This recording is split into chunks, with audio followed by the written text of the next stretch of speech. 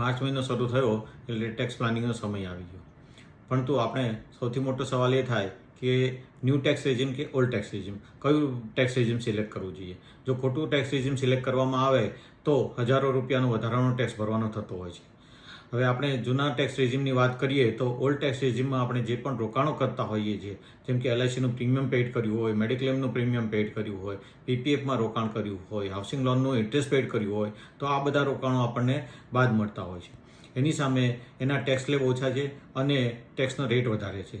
જો તમારી ઇન્કમ 5 લાખની અંદર હોય તો કોઈ ટેક્સ ભરવાનો લાયબિલિટી આવતી નથી, પણ 5 લાખથી જો ઇન્કમ વધે તો તમારા ટેક્સની સ્લેબની ગણતરી 2.5 લાખથી થતી હોય છે. હવે એની સામે પક્ષે જોઈએ તો ન્યૂ ટેક્સ રેજિમમાં આવા કોઈ ડિડક્શન બાદ મળતા નથી હોતા. તો એમાં ટેક્સના સ્લેબ વધારે છે અને ટેક્સના રેટ ઓછા છે.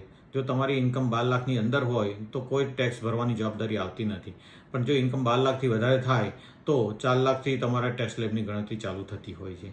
એટલે બંને ટેક્સ રેજિમ પ્રમાણે આપણે ટેક્સની ગણતરી કર્યા પછી જે બેનિફિશિયલ હોય તે સિલેક્ટ કરવું જોઈએ. આમાં બીજી અગત્યની વાત એ છે કે સેલેરી ઇન્કમવાળા માટે દરેક વર્ષે ટેક્સ રેજિમ સિલેક્શન અને ચેન્જ કરવાની છૂટ હોય છે, પરંતુ જો બિઝનેસ અને પ્રોફેશનની આવક હોય તો એમને લાઈફ ટાઈમ દરમિયાન એક જ વખત ટેક્સ રેજિમ બદલવાની છૂટ મળતી હોય છે.